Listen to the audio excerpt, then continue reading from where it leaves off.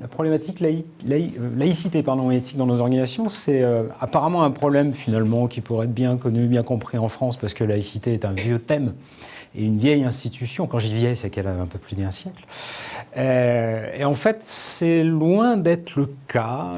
La laïcité, d'abord, a vécu, on va revenir quelques instants, un certain nombre de modifications. Et puis surtout, le problème de la laïcité confrontée au problème du management, c'est quelque chose qui est finalement très nouveau.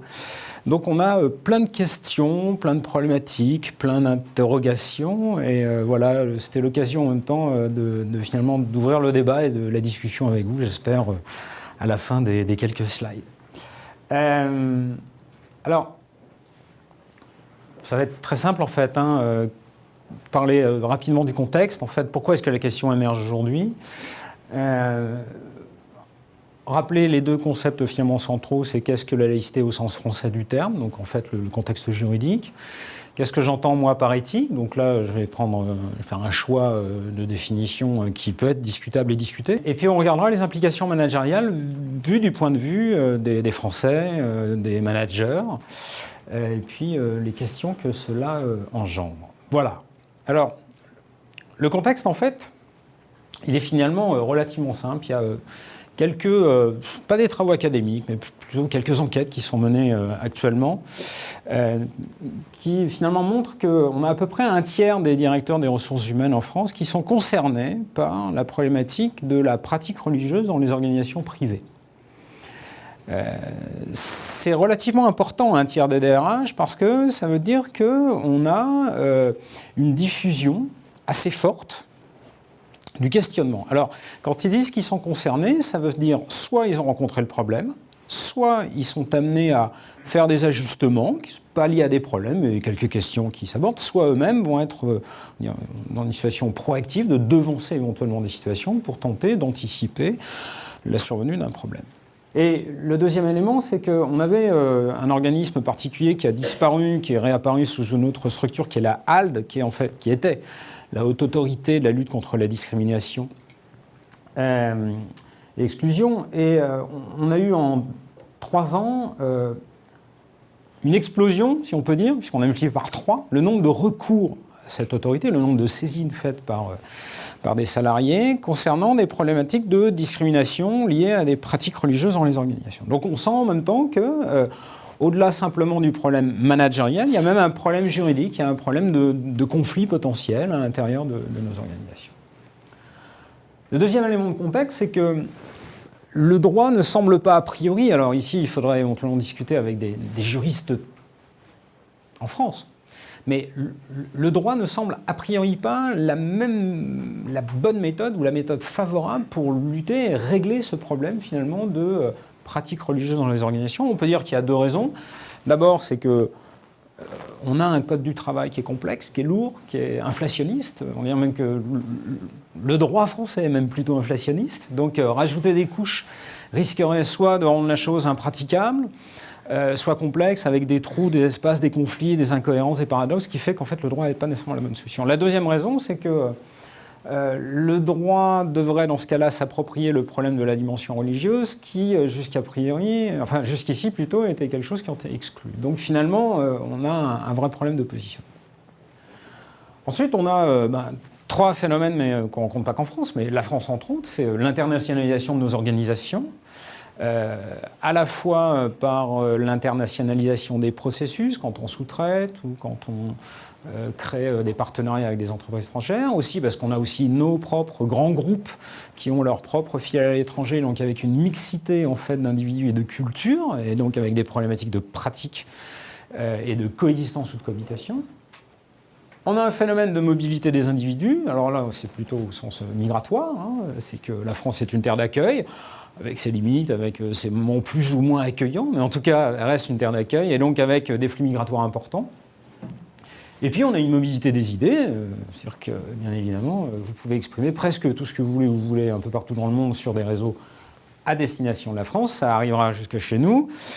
J'ai fait une expérience, expérience c'est pas au sens scientifique du terme, je me suis mis sur un YouTube ou Dailymotion, j'ai tapé les mots-clés du genre relations hommes-femmes au travail et religion, et je suis tombé sur une quantité phénoménale de petites vidéos faites par des instances religieuses de religions extrêmement variées qui disent très clairement, voilà, si vous êtes un homme dans telle situation, vous devez faire ça, vous ne devez pas faire ça, si vous êtes une femme, vous devez faire ou pas faire. Donc en fait, on a accès, si on le souhaite, en fait, à des principes, des préceptes, des instructions, des ordres, pourquoi pas, par le biais de nos nouvelles technologies, alors qu'avant, il fallait faire la démarche simplement d'aller à l'église, au temple, à la mosquée, à la synagogue. Donc on a un foisonnement, quelque chose qui émerge, qui frissonne un peu partout, de problématiques religieuses qui peuvent à un moment donné s'impliquer et s'inviter dans le champ du management. Alors il y a des approches multiples qui peuvent être envisagées pour discuter de ça. La première approche, ce serait de dire, finalement, la religion, ce n'est qu'un axe de gestion de la diversité dans les organisations. Hein. Par exemple, Jean-François Chanlat et Stéphanie Damon, qui sont toutes les deux des collègues, on en a écrit sur ce sujet-là, dire finalement, non, l'important, c'est de gérer la diversité des religions, comme on peut gérer la diversité du genre, ou la diversité ethnique, ou la diversité d'âge, etc. On peut voir aussi l'entreprise comme simplement un lieu de pratique, dire voilà, c'est un espace comme un autre, et finalement la pratique pour y être faite, chacun s'ajuste comme il le souhaite. On peut imaginer aussi l'entreprise comme étant une conséquence d'une pratique religieuse. C'est intéressant, hein, si vous regardez un ouvrage comme Dictionnaire du fait religieux et que vous allez dans le champ économique de ce dictionnaire, sur le chapitre, on s'aperçoit que finalement l'entreprise, ça peut être aussi envisagé comme étant un élément consécutif à une pratique religieuse particulière. Et donc on a des entreprises qui se spécialisent, qui sont issues finalement. Voilà, par exemple. Donc qui sont issues d'une pratique ou qui sont issues d'une confession. Donc évidemment, ça pose le problème différemment, puisque là, ce n'est pas la religion qui s'invite, c'est l'entreprise qui s'invite dans le champ religieux. Et puis on a une autre approche qui est de dire, finalement, il y a l'entreprise qui serait laïque, voire totalement neutre, hein, il peut y avoir une légère subtilité, hein, c'est typiquement Bannon en 2011 qui dit ça, mais qui en revanche n'est pas insensible, c'est-à-dire qu'elle se voudrait, c'est plutôt une posture, une attitude vis-à-vis de la religion, de dire non, c'est en dehors, mais en revanche, elle n'est pas insensible au phénomène.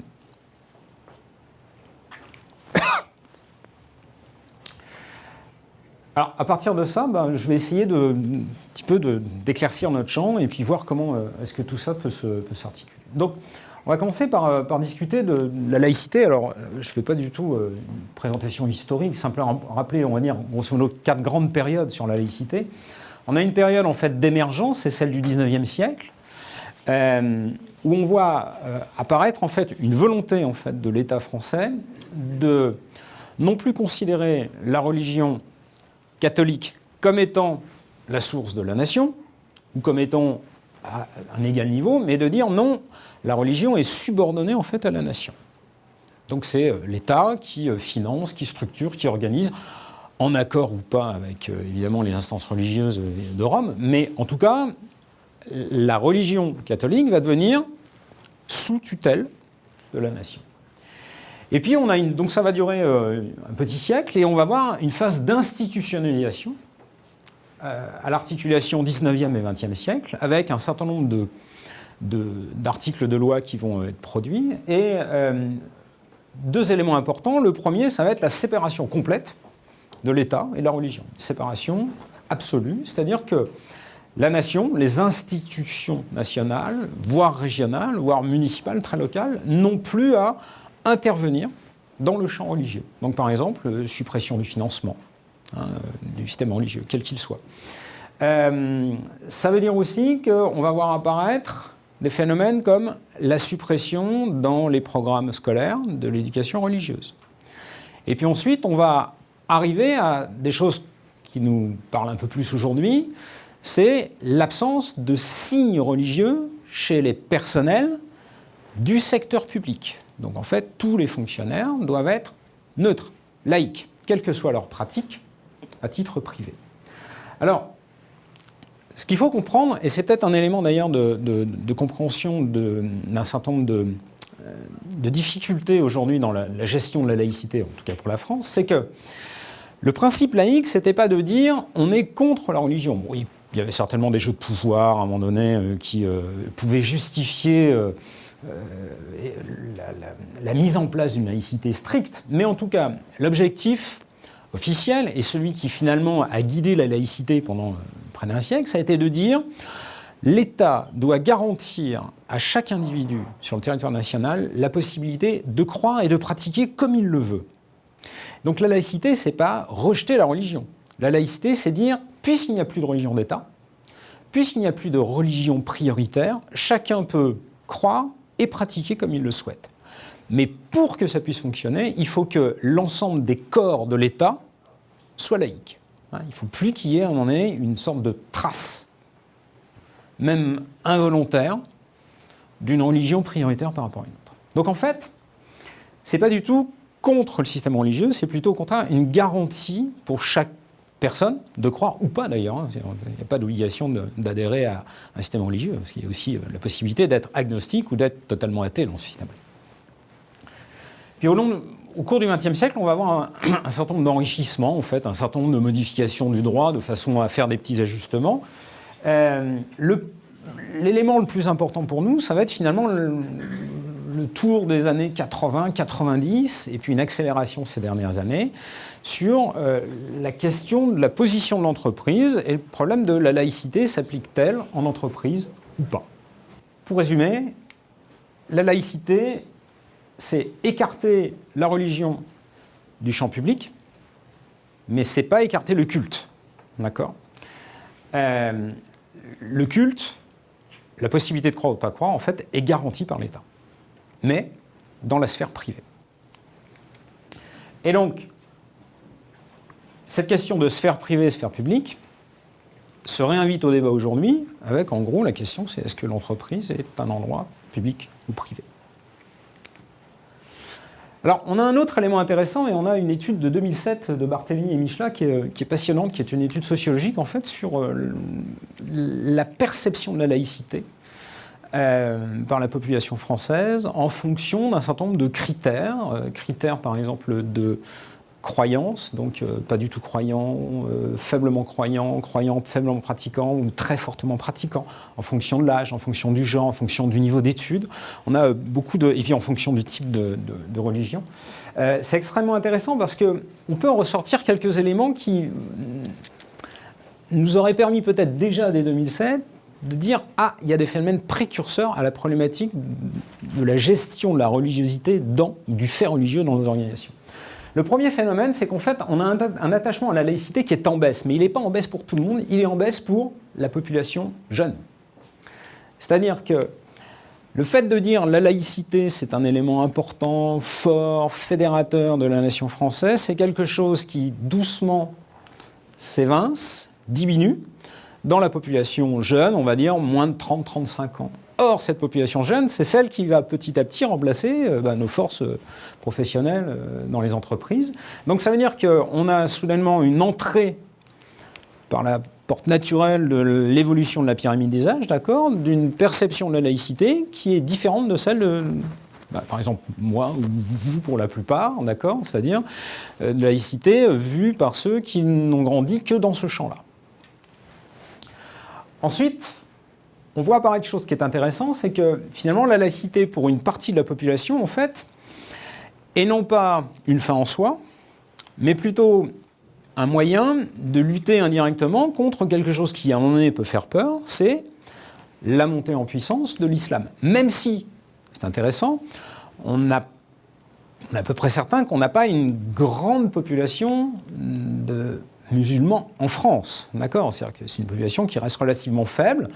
La dernière étude officielle et autorisée, puisqu'en France on ne peut pas le faire, date des années 1870, 1800, d'accord ?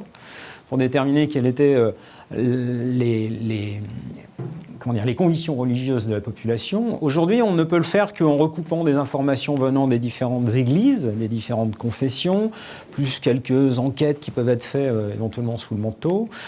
On estime que, en fait, en France, vous avez 65% de la population qui se revendique plutôt catholique, vous avez une quinzaine de pourcents qui se revendiquent plutôt agnostiques ou athées. Et puis ensuite, vous prenez l'islam, c'est 3-4%, le protestantisme, c'est 2%, et le reste disparaît quasiment. Le judaïsme, le bouddhisme, par exemple, sont à peu près au même niveau. Mais j'insiste, ce n'est pas une statistique officielle, puisqu'en fait, on n'en a plus depuis 140 ans. Mais l'idée, voilà, c'est que la laïcité permettrait quand même d'être un rempart contre une religion qui peut, à un moment donné, éventuellement faire peur. Et puis l'autre élément qui est intéressant, c'est que plus on est laïque, plus on se revient laïque, plus on accepte l'idée qu'il puisse y avoir des religions différentes pratiquées sur le territoire national. Donc en fait, la laïcité ici est plutôt récupérée comme étant... c'est plutôt dans son esprit initial, c'est-à-dire de dire ça permet à chacun de croire comme il veut, mais par contre dans le champ privé, pas dans le champ public. Alors pourquoi est-ce que c'est un signe précurseur ? Parce que, vous voyez bien, si finalement la population plutôt jeune croit moins dans la laïcité, et qu'en même temps le fait de croire dans la laïcité, c'est un moyen d'accepter plus facilement la religion des autres, ça veut dire qu'à terme, on risque, si on reste exactement sur cette tendance-là, d'avoir une population qui est plutôt... Je ne suis pas trop pour la laïcité, mais par contre, je suis pour mes convictions et je rejette plutôt celles des autres. D'accord ? Ou en tout cas, je suis en confrontation potentielle. Donc évidemment, tant que c'est dans la sphère privée, ça relève du politique ou de la sociologie. Dès que ça rentre dans la sphère managériale, ça pose le problème de la direction et du pilotage de nos organisations. Donc c'était des signaux précurseurs. Alors on a donc deux laïcités en entreprise qu'on peut retrouver à deux niveaux différents. Donc c'est soit un rejet du phénomène religieux, dire non, l'entreprise est laïque, je ne veux pas en entendre parler, tous ces problèmes, je veux pas les voir, je les repousse à l'extérieur. Soit éventuellement un phénomène de ça me permet de justifier de ne pas voir apparaître en montée des religions qui éventuellement me font peur. Alors là, on est sur l'aspect sociologique, on va quand même parler un petit peu de droit du travail, parce que finalement la laïcité inscrite dans notre droit a une traduction dans le droit du travail qui gère l'ensemble de nos relations d'emploi. Et en fait, c'est relativement simple. En fait, on ne pose qu'une seule question, c'est est-ce qu'un salarié peut exprimer librement ses convictions religieuses dans l'entreprise ? Et la réponse est oui, mais avec des limites. C'est un oui, mais. On aime beaucoup ça, les oui, mais. Alors, en fait, fondamentalement, nul ne peut porter atteinte aux libertés de culte. D'accord ? Ça fait partie à la fois du principe de laïcité appliqué aux personnes. On ne peut pas non plus porter atteinte aux libertés individuelles ou collectives. Mais dans le Code du travail, on dit attention, ces dispositions sont applicables, mais l'employeur peut restreindre le droit d'application et le droit d'expression religieuse. Il y a 3 raisons majeures qui pourraient permettre de restreindre l'expression religieuse dans le cadre du travail. La première raison, c'est pour l'entreprise, si ça représente un trouble au bon fonctionnement. Et le trouble au bon fonctionnement, c'est soit parce qu'on a un problème typiquement organisationnel, c'est-à-dire les jours de congé, les prières dans la journée ou le soir, enfin, etc. Les relations interindividuelles qui seraient modifiées et qui empêcheraient de faire fonctionner correctement l'organisation. Mais ça peut être aussi un problème d'image. Dans certains cas, il peut y avoir un problème d'image associé à l'activité d'un salarié vis-à-vis de l'extérieur. Dans ce cas-là, l'entreprise a la possibilité de refuser l'expression religieuse aux salariés. Et évidemment, si le salarié n'est pas d'accord, c'est un motif de rupture de contrat de travail. Alors après, pour le motiver, c'est plus compliqué, mais on va pouvoir le faire. Le deuxième cas, c'est l'impératif de santé et de sécurité. Donc là, on renverse le niveau d'analyse, on est plutôt du côté du salarié. Alors, pour mémoire, en France, le Code du travail est extrêmement clair. L'employeur a l'obligation de résultat, pas de moyen, de résultat, de protéger tout salarié contre les maladies et les accidents professionnels. C'est une obligation de résultat. Et pour atteindre cet objectif, il peut aller jusqu'au licenciement, c'est-à-dire retirer le salarié de situations dangereuses. Si on applique ce principe-là au problème de l'expression religieuse, on peut aisément comprendre comment l'employeur peut restreindre la pratique. Imaginons quelqu'un qui a une longue chaîne avec un signe religieux au bout, d'accord, qui travaille sur une chaîne de production industrielle. Vous imaginez le risque à un moment donné d'être happé. Ça m'est déjà arrivé avec ma cravate dans une imprimante, je me souviens très bien. C'est surprenant. Pendant une fraction de seconde, j'ai eu peur quand même. C'est puissant, une imprimante laser. Mais, donc, imaginons, donc c'est un signe religieux, une croix, un croissant, une main de Fatma, une étoile de David, peu importe. Et l'employeur dit, non, je suis désolé, mais il faut que tu retires ça de façon à ce que tu te protèges, en fait. Eh bien, si le salarié ne le fait pas, étant donné que l'employeur a l'obligation d'atteindre le résultat de mise en sécurité, en fait, ça peut être une façon de dire au salarié, tu quittes l'entreprise, à condition qu'il n'y ait pas d'autre solution, évidemment. Pareil pour les problèmes de santé. Hein. On a des visites médicales obligatoires en France avec la médecine du travail. On peut parfaitement imaginer ce que, pris sous un angle purement religieux, est tout à fait compréhensible. Quelqu'un qui dit « je suis désolé, mais moi je suis homme, je veux être consulté que par un médecin homme » ou « je suis femme, je veux être bien évidemment au contact qu'avec une femme », par exemple.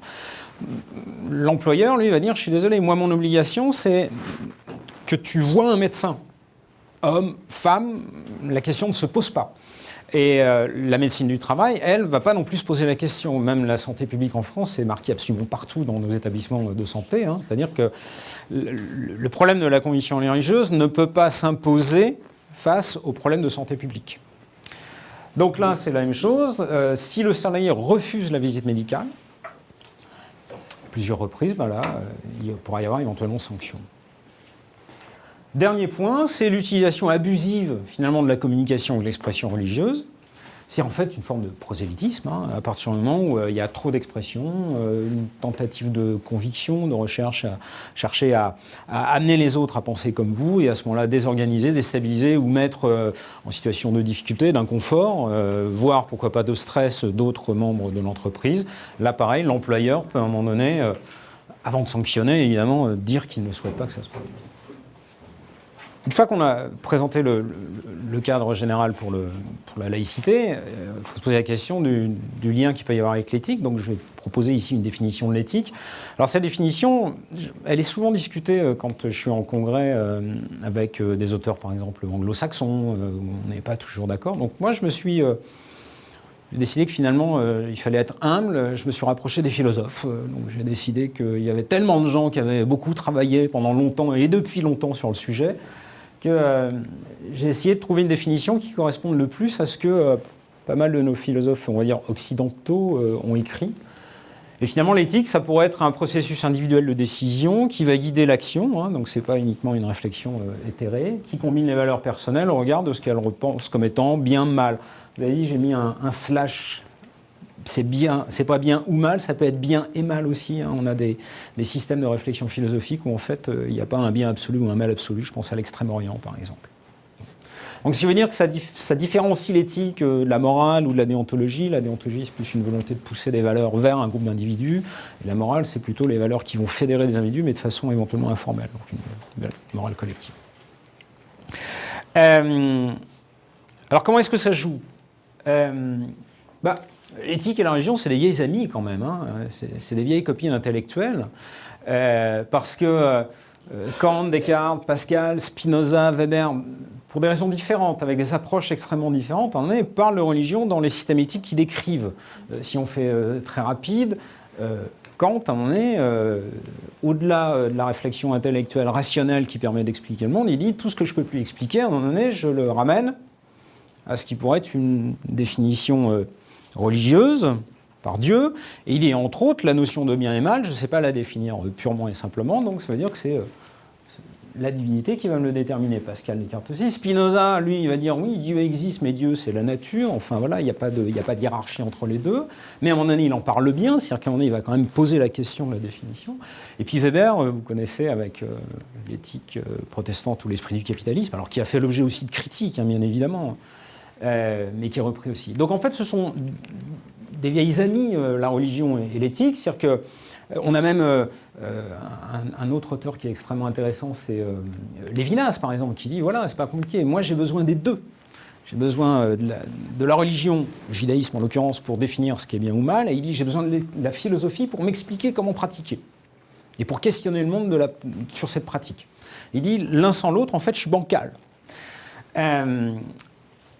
Alors, donc ça veut dire qu'à partir du moment où on veut parler d'éthique, de toute façon on va parler de valeurs individuelles qui sont constituées en partie sur la construction sociale de l'individu qui, en partie, peut être faite par un groupe religieux, en tout cas une culture religieuse dans une famille ou dans une école. Donc les deux de toute façon se parlent.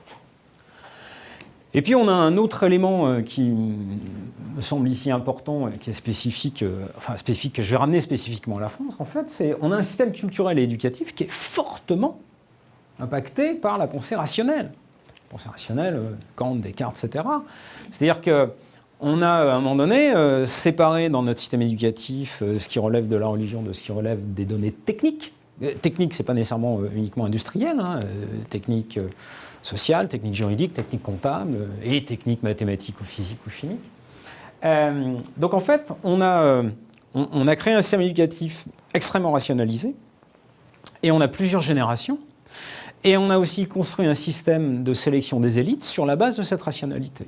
C'est-à-dire que si vous prenez en France, les élites sont essentiellement issues d'écoles d'ingénieurs et pas des petites, d'accord, d'une ou deux très grandes écoles de commerce, de management. Et encore, ce n'est pas celle qu'on retrouve le plus souvent. Quelquefois d'université, mais alors c'est exceptionnel, c'est vraiment ceux qui ils ont eu des passe-droits.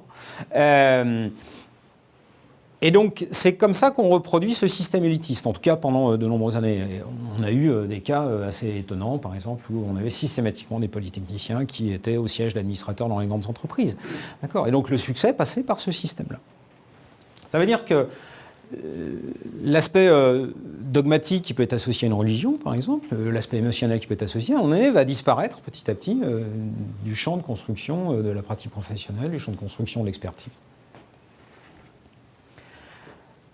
Du coup, quand vous parlez avec des managers, et moi quand je le fais, je parle avec des managers ou des dirigeants des problématiques des pratiques religieuses, en fait, la réaction c'est oui, il se peut que ça soit un problème, il se peut que ce soit une thématique avant même d'être un problème, mais on a du mal à aller plus loin parce qu'ils sont plutôt désarmés. Donc il n'y a pas la construction culturelle ou technique pour apprendre à comprendre cette situation-là. Et donc dans le champ managérial, on a 4 constats principaux. Le premier, c'est clairement, nos entreprises sont confrontées aux faits religieux. Je vais donner quelques détails.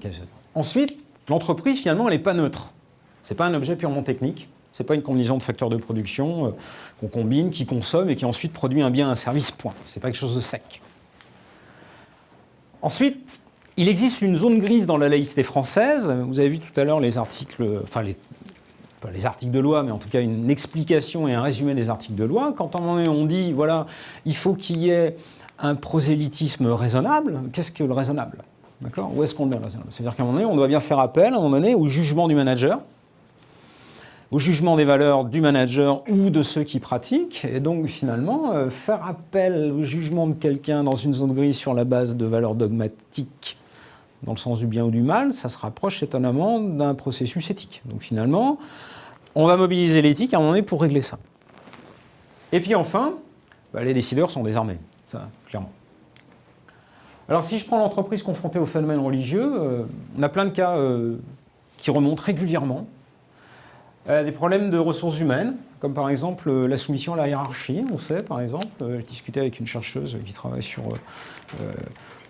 problématiques d'islam et de management. Voilà, dans l'islam, la soumission à la hiérarchie n'est absolument pas naturelle. Pourquoi ? Parce que finalement, le seul hiérarchique réel, c'est Dieu. Les autres ne sont que des intermédiaires ou n'ont qu'une justification. Donc ça veut dire que tenter de construire une hiérarchie particulière dans un management qui n'est pas un management religieux est problématique, enfin peut devenir problématique. On peut avoir le problème des relations hommes-femmes, bien évidemment, le problème des congés, le problème de l'organisation du travail. On va avoir les problématiques de développement de produits, typiquement Quick, on a eu ça il y a quelques années, à savoir Quick qui s'est mis à vendre dans certains seulement de ses restaurants, ou de ses distributeurs, je ne sais pas comment on peut dire, des produits halal. Alors ça a été finalement une révolution à la fois dans le système de distribution, mais aussi sociologiquement, parce que soudainement vous aviez d'autres communautés qui disaient oui, moi je voudrais aussi avoir mon type de nourriture. Des problèmes de publicité, de marketing. Comment est-ce que l'on peut présenter un produit et un service à une population globale, globale et extrêmement diverses en termes de croyances, sans, à un moment donné, heurter une partie de la population. On a des problèmes de gouvernance. C'est plus intéressant, les problèmes de gouvernance, parce que c'est quelque chose qui est caché aujourd'hui. Quand je dis caché, c'est-à-dire que c'est absolument pas visible. On va prendre le cas de la nourriture. Aujourd'hui, si vous voulez produire des produits halal, je parle en France, hein, produire des produits halal, il vous suffit juste de trouver la personne qui sait comment est-ce qu'on abat et on prépare la nourriture pour que ce puisse être déclaré halal. Ça veut dire que le certificat halal, le tampon que vous avez sur votre produit, en fait, c'est un tampon qui a une valeur extrêmement variable. Si vous voulez avoir le même produit cachère, là en revanche, il n'y a qu'une instance en France qui est habilitée à délivrer la certification cachère et qui dépend du Grand Rabbin de France. On a un exemple assez intéressant de ce phénomène-là au moment de la crise de la vache folle en Europe. Hein, ça vous parle, je pense. Hein. On a eu un déplacement de la consommation de viande de bœuf où, en gros, les grands distributeurs, les hypermarchés, même les petits commerces, hein, les bouchers, en fait, ont vu leurs ventes chuter fortement. Simplement, les Français n'ont pas décidé de manger moins de bœuf, ils ont décidé de l'acheter ailleurs et donc de se rassurer. Et pour se rassurer, ils ne sont pas allés le chercher dans les boucheries halal, ils sont allés le chercher dans les boucheries cachères, indépendamment de tout questionnement religieux. Vous voyez ce que je veux dire? C'est dire, j'ai plus confiance dans le tampon cachère parce qu'il est lié à une structure unique, certifiée, etc., plutôt que dans le système halal où, finalement, d'un tampon à un autre, on ne sait pas exactement ce qui s'est passé derrière. Et puis, toujours dans ce système de gouvernance, alors je vais le faire plutôt sur les produits financiers, mais ça peut être sur absolument tout. Si vous êtes une entreprise française avec une couverture internationale, que vous décidez d'attaquer un marché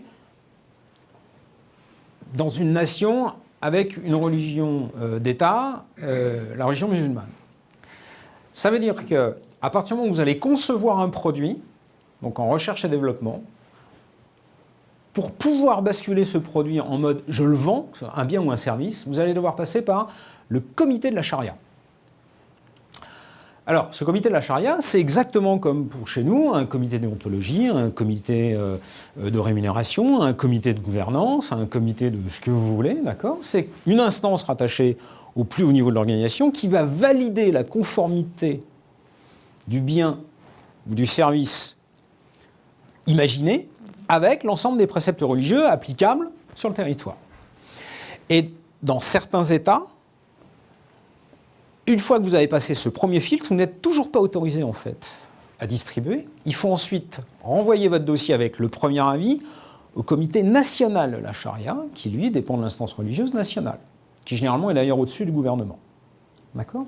Ça veut dire qu'en termes de gouvernance, vous voyez, pour une entreprise française, parce qu'on est bien d'accord, ça peut être une entreprise internationale dont le siège social est en France, qui a l'habitude finalement de développer ses biens et services, de les concevoir en fonction de son intérêt stratégique, il va y avoir soudainement un invité au niveau de la gouvernance qui va être un comité religieux. Alors, soit local, soit national. Mais en tout cas, ça change le mode de fonctionnement. Et puis, ça joue sur la captation des capitaux. C'est-à-dire que l'ouverture des capitaux en France pour les entreprises privées en masse, en grande masse, c'est en gros au cours des années 80, avec l'arrivée de fonds étrangers, et de plus en plus. Et ces fonds, ils viennent des États-Unis, ils viennent du Moyen-Orient, ils viennent de Chine aujourd'hui, ils viennent de Russie.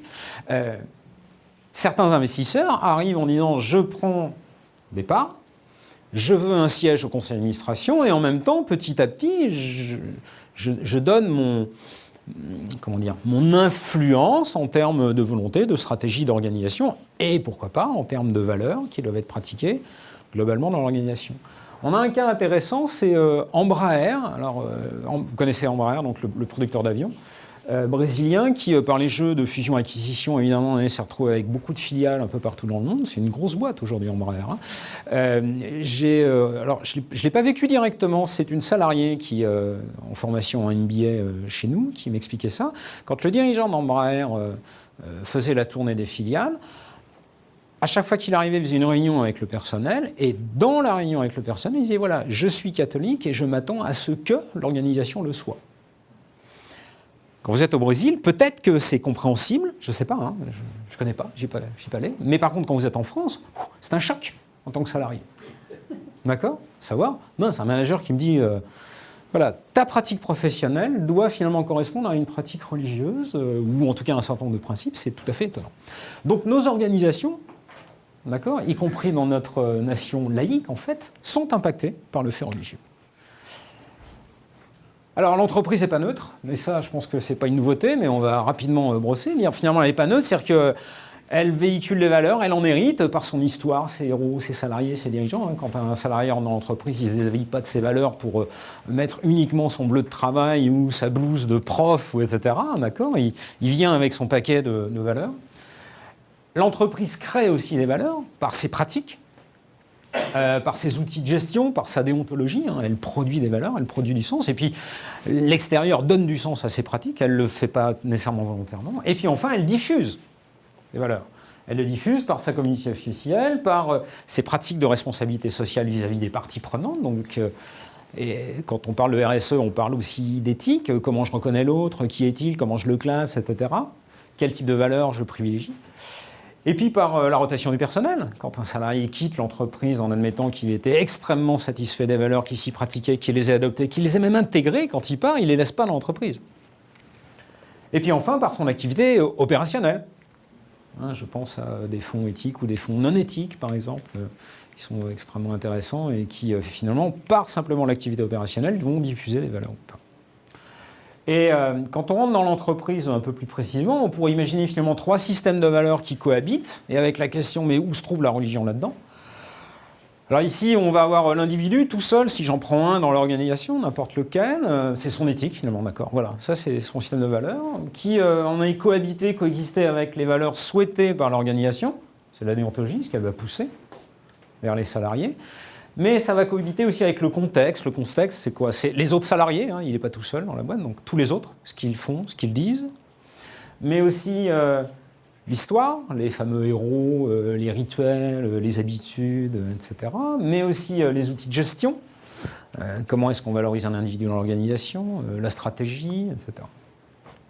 Alors, où se trouve finalement le rôle de la religion ? La religion va jouer sur l'individu, on l'a compris, puisque finalement l'éthique de l'individu se construit en partie quand il y en a sur des phénomènes religieux. Sur la déontologie, puisque la déontologie est construite par des individus, dont les individus qui sont au plus haut niveau généralement de l'organisation, donc qui apportent aussi un certain nombre de principes. Et puis sur le contexte, c'est un peu plus compliqué, parce qu'en fait, le contexte, ce qu'on appelle le contexte éthique en recherche, c'est un terme un peu fourre-tout, en fait, on retrouve pas mal de choses. Donc on peut imaginer qui joue, mais je ne saurais pas exactement le décrire. Alors, les décideurs sont relativement désarmés et on constate grosso modo 3 pratiques. La première pratique, c'est le déni. C'est non, ça ne se pose pas. Ce n'est pas un problème. Ça n'existe même pas, d'ailleurs. Le phénomène religieux en organisation n'existe pas. J'ai le cas d'une grande banque française, je ne la citerai pas volontairement, qui, nous le savons parce qu'on a étudié aussi l'ensemble de son portefeuille d'activités, fait de la finance islamique pour des raisons stratégiques tout à fait compréhensibles en termes de performance, en termes d'intérêt, de croissance et de développement, mais ne veut absolument pas en entendre parler. On considère que c'est quelque chose qui est totalement transparent. On a une deuxième méthode, c'est l'ajustement au niveau local. Je vais prendre le cas de Total, en l'occurrence, qui dit clairement, voilà, la nature de nos activités fait qu'on a des équipes multiconfessionnelles partout dans le monde, surtout sur les champs d'exploitation de pétrole et de gaz. Ponctuellement, ça nous pose quelques petits soucis. Ponctuellement, ça nécessite des ajustements. On travaille au local, et uniquement au local. Il n'y a pas de politique globale. Et puis, on a des tentatives de mise en œuvre d'une politique globale. Alors, celle que je connais le mieux, c'est celle de Paprec. C'est intéressant parce que Paprec a décidé d'implémenter le principe de laïcité de façon radicale dans l'entreprise. Et dans son code de bonne conduite, il dit voilà, la société française et la nation française, c'est la laïcité. Paprec est une entreprise française, elle l'applique intégralement. Et la particularité, c'est qu'ils ont enlevé la zone grise. C'est-à-dire qu'ils ont dit, il n'y a pas d'intermédiaire possible, il n'y a pas de jugement possible, il n'y a pas de pratique à demi-mesure, c'est rien du tout. Aucun signe religieux, aucune expression de l'appartenance, de la confession, aucune pratique possible. D'accord ? Donc eux, ils sont passés dans une vision jusque-boutiste, on va dire, d'accord ? De dire, voilà, on prend la laïcité, on l'applique intégralement. Il y a un dernier élément qui joue. Il n'y a pas d'études dessus, donc c'est plutôt ici par l'expérience à la fois de l'entreprise que j'ai eue avant d'arriver à l'université et puis par les discussions que j'ai avec d'autres managers, c'est qu'on a un historique un peu complexe en France qui nous amène quelquefois à nous poser des questions. Est-ce que je ne blesse pas quelqu'un si jamais je lui demande d'abandonner tout ou partie de ces signes extérieurs religieux? Donc en fait, on hérite aussi de ce genre de problématique. C'est comment est-ce qu'on peut exprimer la demande de modération du comportement et de la pratique religieuse à l'intérieur d'une organisation. Alors, il y a deux stratégies extrêmes que l'on pense pouvoir identifier et qui posent problème. La première, c'est le rejet du phénomène purement religieux, le rejet pur du phénomène religieux. C'est un phénomène extrême parce que finalement, c'est rendre l'entreprise aveugle à une réalité. Donc c'est finalement refuser complètement ce problème de multiculturalisme, ce phénomène d'intégration petit à petit du phénomène religieux dans les organisations. C'est une sorte de bombe à retardement, en fait. Le deuxième cas extrême, ce serait un communautarisme, c'est-à-dire de dire non, finalement c'est une pratique qui est normale. Et à la limite, il serait logique, pourquoi pas, de sélectionner les gens sur cette base-là de façon à limiter les conflits. Et donc finalement, on va voir apparaître des entreprises qui seraient monoconfessionnelles ou athées. Avec plusieurs questions à la clé, comme par exemple, est-ce que je suis salarié, si je suis salarié dans une entreprise plutôt catholique, l'entreprise ferme, est-ce que je peux retrouver du travail ailleurs que dans une entreprise catholique ? Puisqu'a priori, le marché du travail devrait être efficient, a priori, la nation est censée permettre à chacun de retrouver un emploi, enfin, pas tout à fait en ce moment, ça limiterait en fait cette possibilité-là. Alors, il y a des problèmes pratiques, voilà. Comme les problèmes de gouvernance, je vous en ai parlé, les problèmes de la pression du marché. Donc, en fait, l'entreprise, elle est prise dans un pas un carcan, le terme est fort, mais en tout cas, dans un certain nombre de mouvements, de pression, en fait, des systèmes religieux, qui font qu'elle ne peut pas s'en extraire. Donc, on a les problèmes de gouvernance, les problèmes de pression de marché, les problèmes de management des individus, avec un phénomène nouveau. On compte de plus en plus sur de l'autocontrôle, de l'autorégulation du salarié. Pourquoi ? Parce que c'est moins cher, le contrôle coûte cher, les outils de contrôle coûtent cher, et puis parce que l'autocontrôle est toujours plus rapide et plus efficace qu'un contrôle technique, organisationnel, qui de toute façon sera toujours en retard par rapport aux risques qui apparaissent. Donc l'autocontrôle, c'est génial. L'éthique dans ce domaine-là, la déontologie, c'est génial. Le fait religieux qui viendrait là aussi s'ajouter pourrait être extrêmement intéressant. Le problème, c'est est-ce qu'on en a le droit à un moment donné d'influencer un salarié en lui disant, voilà, on voudrait bien que petit à petit tu adoptes une pratique qui relève de valeurs religieuses que nous considérons comme étant souhaitables pour l'organisation. Donc c'est tout le problème de l'influence de la déontologie sur le salarié. Tant qu'on était sur des valeurs laïques, c'était moins problématique. Dès qu'on rentre sur des valeurs religieuses, c'est plus complexe. Alors ça pose quelques questions, j'en ai lissé quelques-unes, qui sont certaines pratiques et d'autres qui, à mon avis, nécessitent une réflexion plus en profondeur, et c'est aussi là-dessus que j'aimerais vraiment beaucoup échanger avec vous. La relation entre laïcité et déontologie, donc peut-on imposer des comportements associables à une religion, on vient d'en parler, et puis finalement, une déontologie qui intégrerait une part religieuse ou pas, ou qui exclurait une part religieuse, c'est quelque part une forme de schizophrénie. La nécessité d'autoréguler, l'exigence d'autorégulation de la part des salariés par les managers, ça veut dire, je vous demande d'adopter des valeurs qui vont être des valeurs fondamentales que vous allez appliquer dans votre comportement au quotidien. Mais par contre, je vous demande de laisser parmi ces valeurs celles qui relèvent du religieux de côté. Donc finalement, on va demander de filtrer, ce qui est complexe. Dans les entretiens que je mène régulièrement avec des salariés, je leur demande d'identifier quelquefois quelles sont les valeurs fondamentales qu'ils pensent être nécessaire de mobiliser face à une situation particulière, généralement un problème qu'eux considèrent comme éthique. Et ils m'en citent, je ne sais pas, 7 ou 8, et parmi 7 ou 8, je leur demande quelquefois, mais est-ce que vous pouvez me les classer? Donc quelles sont celles qui sont vraiment importantes, celles qui le sont moins, et celles qui sont accessoires. Là, ils n'y arrivent plus. C'est-à-dire que pourtant, ils rationalisent, ils ont le temps, l'entretien peut être long, ce n'est pas un problème. J'ai généralement, dans ce cas-là, plutôt affaire à des gens qui ont une grosse culture professionnelle, un niveau d'études supérieur important, donc qui ont la possibilité de faire un peu abstraction de la pression et qui peuvent conceptualiser. Et ils n'y arrivent pas toujours.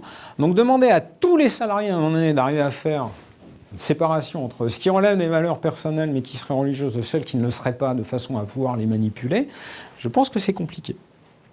L'égalité de traitement, c'est un élément intéressant parce que c'est un problème en fait de droit en même temps en France. Une hypothèse à un moment donné a été émise concernant la problématique des droits aux jours fériés pour fêtes religieuses. Avec le droit français est finalement ambigu parce que nous sommes une nation laïque, mais en revanche nous avons certaines journées fériées, chômées, qui sont issues de fêtes religieuses. Catholiques, pardon, ou chrétiennes, plus largement. Donc, à un moment donné, l'hypothèse, c'était de dire, ben voilà, sur 10 jours fériés dans l'année, il y en a 5 qui sont des jours laïques, donc tout le monde les prend. Et puis il y en a 5, c'est une sorte de crédit de jours fériés. Vous les prenez quand vous voulez, en fonction de vos convictions. Alors, avec 2 façons de le mobiliser. La première façon, c'est quand vous signez votre contrat de travail, vous mettez à côté quelle est votre religion. Alors ça, c'est totalement illégal. En France, vous n'avez pas le droit. Donc, le projet tombe à l'eau. Deuxième hypothèse, c'est pas compliqué, vous les prenez quand vous voulez, au fil de l'eau. Ouais, mais quand je veux. Ça veut dire qu'à un moment donné, le DRH, il va bien être dans l'obligation de noter le jour où je suis absent pour pouvoir justifier d'avoir un jour chômé, etc., et non productif. Or, ça crée une trace administrative des jours que je privilégie par rapport à d'autres. Donc, clairement, je me déclare indirectement comme étant plutôt de telle ou telle confession, ou d'aucune confession. Ce qui, là encore, est totalement interdit. Donc, en fait, on est dans une situation un peu compliquée, un peu délicate, c'est qu'on ne sait pas, en fait, créer le traitement, pour le moment, équitable, d'accord, et juste de différentes pratiques religieuses au regard, par exemple, des jours fériés. Alors, je vais conclure rapidement. Ça pose quelques questions, alors peut-être plus fondamentales. Moi, je me les pose, des questions plus fondamentales sur le niveau d'autonomie de l'entreprise, comme élément fondamental d'un système économique. C'est-à-dire que dire les valeurs religieuses sont à l'extérieur et je veux les laisser à l'extérieur, ça veut dire que finalement, l'entreprise n'est pas un lieu de vie. D'accord ? Ou en tout cas, on pourrait y vivre sans les valeurs religieuses. Question à mettre au débat. Comme en plus la finalité strictement économique de l'entreprise, là je vais parler plutôt pour la France, a tendance à s'estomper, parce que les 30 glorieuses, la croissance continue et forte, c'est un truc qui se fait de moins en moins, d'accord ? Eh bien, on a besoin de croire en autre chose. Le phénomène religieux remonte, la religiosité remonte, hein, on l'a vu un peu au milieu des années 90. Donc ça veut dire qu'elle se réinvite au débat de société globale, au même titre que l'entreprise. Alors l'hypothèse que je formule, hein, c'est de dire, ben voilà, finalement, cette promesse de croissance ininterrompue n'a pas été vraiment tenue. Ce qu'on croyait comme étant finalement une croissance permanente ne l'est pas. La conviction qu'on pouvait avoir dans une économie comme étant une fin en soi, et comme étant un apport potentiel de joie, de bonheur pour tout le monde, avec notre main invisible qui répartit la richesse et donc le bien-être de façon optimale, hein, là aussi n'a pas encore réussi. Pourtant, l'individu, c'est pas moi qui le dis ici, hein, l'individu a besoin de donner du sens. Et donc, si la religion, si l'entreprise n'arrive pas tout à fait à donner le sens, finalement, l'individu va porter le sens dans l'entreprise et il va éventuellement ramener ses convictions religieuses. Donc finalement, c'est redonner du sens en fait au travail. Souhaitable ou pas, mais en tout cas, c'est peut-être dans ce sens-là. Et comme c'est le sens va être donné par le salarié cette fois-ci, c'est-à-dire qu'il le fait sur la base de ses valeurs personnelles et non pas des valeurs qu'il va aller récupérer dans le champ de l'entreprise. Donc c'est peut-être aussi une des raisons pour laquelle on voit apparaître un peu plus encore le fait religieux, le phénomène religieux dans l'organisation. Et du coup, ça nous concerne aussi, à la fois en tant que chercheur, mais aussi en tant que formateur de praticiens, parce que vouloir modifier les valeurs d'un individu, c'est compliqué. D'accord ? Donc, quand on parle de faire du management éthique ou du management par la déontologie, ça veut dire tenter à un moment donné de cadrer des pratiques et des comportements. Si on doit travailler sur les valeurs fondamentales d'un individu qui l'amène de l'extérieur à l'intérieur de l'entreprise, ça va être beaucoup plus difficile que s'il ne vient pas avec. Parce que justement, les valeurs éthiques, les valeurs morales, les valeurs religieuses, en fait, sont profondément ancrées et beaucoup plus stables et beaucoup plus dures à bouger. Il me reste trois questions. Donc, à partir de là, la question qui est sous-jacente, c'est est-ce que l'entreprise fait partie de l'espace public ou est-ce qu'elle fait partie de l'espace privé ? Je n'ai pas de réponse à proposer.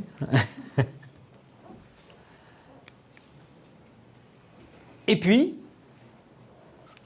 ça ramène aussi la question, puisque la laïcité, c'est un phénomène en France qui est un phénomène national, c'est une décision d'État, de gouvernement, c'est une décision politique. Donc ça veut dire que soudainement, on refait une articulation entre le champ privé de la gestion et du management, liberté de pratiquer l'entreprise, la création, la production, etc., et le management, avec le champ politique qui est le champ de gérer un système. Donc, est-ce que l'entreprise doit être assujettie à un système de gestion de la laïcité à l'intérieur de son activité ou pas ? Donc, quel est son degré d'indépendance, d'autonomie, de liberté dans le système ? Voilà, j'espère que je n'ai pas été trop long.